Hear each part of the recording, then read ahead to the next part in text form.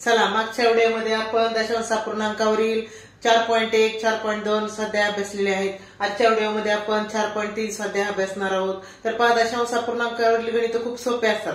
फक्त दशांश चिन्हाची जागा जर बदलली तर त्याचा गणिताचा खूप अर्थ बदलतो, त्याची किंमतच बदलते. त्याच्यामुळे काळजीपूर्वक गणित करणं गरजेचं असतं. दशांश चिन्ह काळजीपूर्वक देणं गरजेचं असतं, जेणेकरून आपल्या उत्तरामधील संख्या जरी सारख्या दिसत असतील पण दशांश स्थान जर बदललं तर त्याची किंमत बदलत असते, ह्याची काळजी घ्यावी. चला यानंतर सध्याच्या तर पहिलं उदाहरण अभ्यासू आपण. 35 दशांश चिन्ह 624 वजा 26.510 या मांडणीला 14 ने भागल्यावर भागाकार येतो. म्हणजे ही जी मांडणी या अगोदर वजाबाकी करायची आणि आलेल्या वजाबाकीला आपण काय करायचं, 14 ने भागायचं. चला वजाबाकी करून की वजाबाकी करत असताना दशांश स्थळ एका खाली एक आले पाहिजे. दशांश स्थान बघा, 35 दशांश चिन्ह 624 वजा 26 दशांश चिन्ह 510 यांची वजाबाकी करून घेऊ आपण.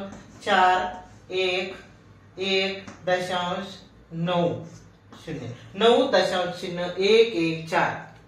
बघा आता 9 दशांश चिन्ह 114 याला 14 ने भागायचे. आता 14 ने काय 9 ला भाग जात नाही, भागू 14 ने पहिल्यांदा 9 ला भाग दिला, भाग शून्याचा बसन, कारण 14 पेक्षा 9 लहान आहे.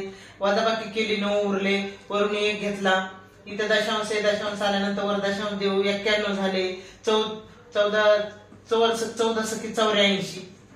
म्हणजे आता परत करायची गरजच नाही आपल्याला भागाकार. एक लक्षात घ्यायचं, दशांशच्या पुढे 6 आलाय, दशांशच्या पुढे 6 कुठल्या पर्यायामध्ये बघायचं, दशांशच्या पुढे 6, कारण वेळ घालवायची गरजच नाही आपल्याला, फक्त दशांश कुठे आला हे महत्वाचे, अंक तेच येणार आहे सगळीकडे. दशांशच्या पुढे 6 हे पर्याय क्रमांक 2 मध्ये. दुसरं उदाहरण आपण अभ्यासू. पुढील पैकी कशाची किंमत 1 आहे. एक लक्षात घ्या, एक किंमत कोणाची येत असते की भाज्य आणि भाजक दोन्ही जर सारखं असेल तर त्याची किंमत 1 असते. म्हणजे ज्याला भागायचे आणि ज्याने भागायचे याची दोन्हीची किंमत सारखी पाहिजे. मग दशांश चिन्हामध्ये सुद्धा पहा, दशांश पण त्याच स्थानी पाहिजे. म्हणजे ज्याला भागायचं त्याचा दशांश आणि ज्याने भागायचं त्याचा तितकं स्थळाचं पाहिजे तर त्याची किंमत 1 येईल. तर ह्याच्यामध्ये आपण पाहिलं की खाली दशांशच नाही आणि वरती स्थळ दशांश आहे, म्हणजे ह्याची किंमत 1 येणार नाही, कारण वर भागाकार केल्यानंतर आपल्याला वरचं दशांश मध्ये उत्तर येणार आहे. दशांश मध्ये काही नाही, आपल्याला 1 पाहिजे किंमत, म्हणजे दशांश नसला पाहिजे. आता दुसऱ्याचं बघू आपण. दुसऱ्याचं पहा, इथं बघा, ह्याचा जर गुणाकार जर केला आपण वरच्याचा तर 20 म्हणलं 0 तास मांडला, 42 8 0 आणि 42 6. खाली पहा, आता दशांश वर किती स्थळ, 1 2 3 स्थळ, म्हणजे इथे आला दशांश. आता खालच्याच बघू आपण. 42 8 0 दशांश 42 6 दशांश किती स्थळ, आता 1 2 स्थळ. बघा वरचा आणि खालचा दशांश सेम आलेला आहे, म्हणजे वरच्याच आलं 6 दशांश चिन्ह 08 आणि खाली पण 6 दशांश चिन्ह 08 आलेले आहे. म्हणजे दोन्हीच दशांश पण सेम आलेला आहे, म्हणजे याचं किंमत 1 येणार आहे. खालच्या आणि वरच्याला जर माहितलं तर त्याची किंमत 1 येणार आहे. पर्याय क्रमांक 2 अभ्यासू. तर पहा, बेरीज दिलेली आहे 7.007, 7.007, 70.007, 70.007 यांची बेरीज किती. बेरीज करताना फक्त दशांश खाली दशांश आला की काळजी घेतली एवढी की उत्तर चुकत नाही. 7.007 बघा पहिले अधिक 7.007 अधिक 700 बघा 700. अलीकडे दशांश अलीकडे आले पाहिजे, दशांश खाली दशांशच आला पाहिजे. 007 अधिक 70.007. 7 एक बेरीज करू, एक स्थळ कमी, 0 मांडू, 7 3 21 ला एकाचा हातचे आले 2, 7 आणि 2 9, इथं 0, इथं दशांश होतं पहा, दशांशला दशांश, 7 आणि 7 14 ला 4चा हातचे आला 1, 7 आणि 1 8 आणि 784.091 पर्याय क्रमांक 1.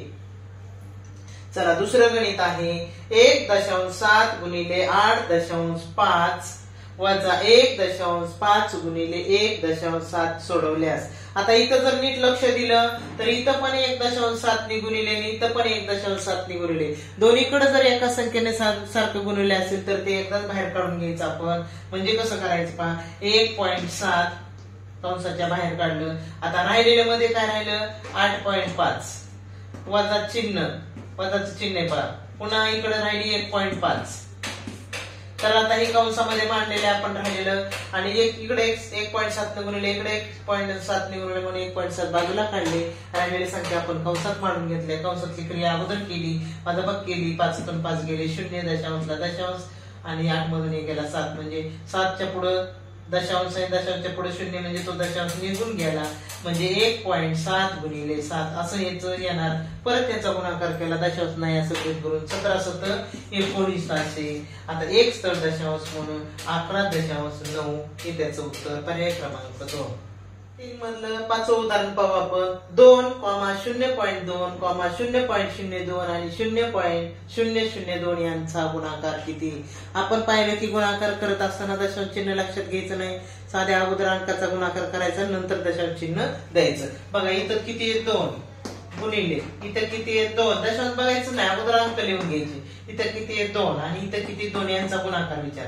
बेदुनी 4, 4 दुनी 8, 8 दुनी 16, 16 येणार पहा है की नाही. आता दशांश चिन्हचा विचार करायचा. आता किती स्थळ दशांश आहे सगळे म्हणून विचार करू आपण. बघा 1 2 3 स्थळ, इथले 3 स्थळ, इथले 4 5 आणि 6 स्थळ दशांश पाहिजेत. पण इथे तर 2च अंक आहेत म्हणजे त्याच्या अलीकडे 4 अंक कमी पडायलेत आपल्याला.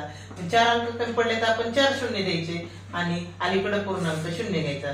0 दशांश चिन्ह 0 0 0 0 1 6 हे त्याचं उत्तर असेल. पर्याय क्रमांक 4. गुणाकार करताना अगोदर दशांश नाही असं तर गृहीत धरून गुणाकार करायचा आणि नंतर मग सगळ्या संख्येमध्ये दशांश चिन्ह स्थळांची बेरीज करायची आणि ती त्यांच्यामध्ये मांडायची. चला पुढचा प्रश्न 6वा आहे.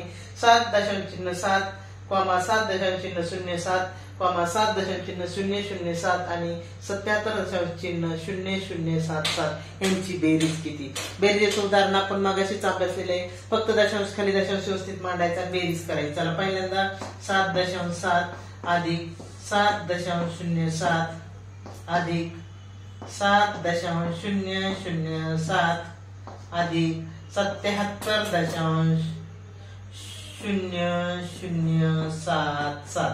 आता बघा एका खाली एक नीट अंक मांडले, जिथं स्थळ कमी पडले तिथं आपण 0 घेतले तरी चालू शकतंय, बेरजेमध्ये नाही घेतले तरी चालू शकतंय. पहा 0 मांडले जिथं स्थळ कमी होते तिथं.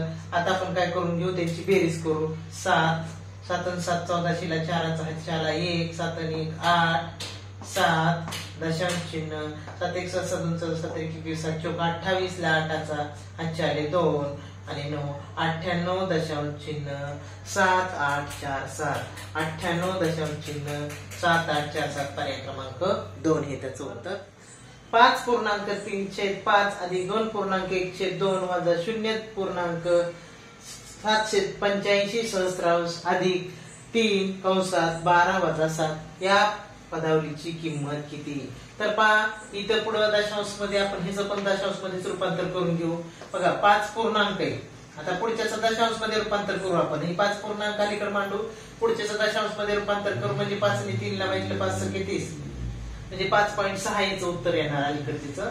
आता ह्याचं बघा 2 पूर्णांक अलीकडे मांडू, दशांश चिन्ह. आता ह्याचं दशांश मध्ये रूपांतर केलं तर 2.5 म्हणजे 0.5 येते 1/2 ची किंमत वजा 0.785 अधिक. आता ह्याचं पण करून घेऊ आपण, मधला कंस सोडून घेऊ. कंस सोडवल्यानंतर 5 येते आणि 5 नी कंसाच्या बाहेर 3 आहे म्हणजे 5 गुणिले 3 बरोबर 15 येईल.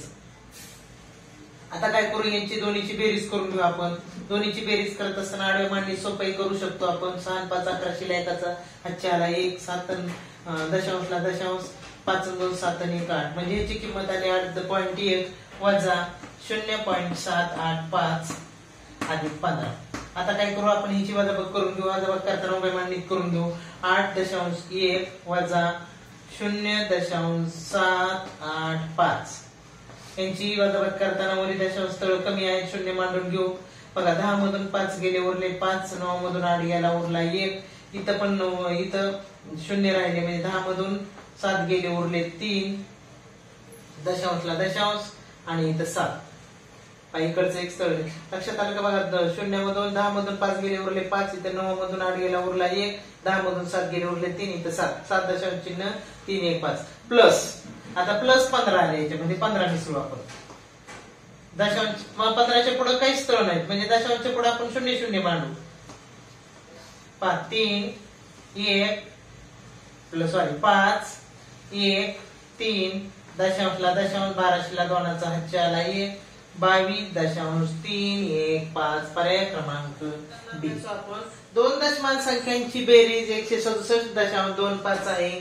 जर एक संख्या दुसरीपेक्षा 18.50 ने मोठी असेल तर मोठी संख्या कोणती? दोन संख्यांची बेरीज दिलेली आहे आणि त्याच्यातली एक संख्या आहे ती 18.50 ने मोठी आहे, तर मोठी संख्या कोणती? मोठी संख्या 18.50 ने मोठी आहे, म्हणून काय करू आपण 167.25 मोठी जेवढ्याने तेवढी ती वजा काढून टाकून ती आपण म्हणजे वजाबाकी करू त्याची आपण 5 7 इथं राहिले 6 8 6 दशांशला दशांश इथं 8 इथं 5 राहिले 5 मधून 1 गेला उरले 4 148.75.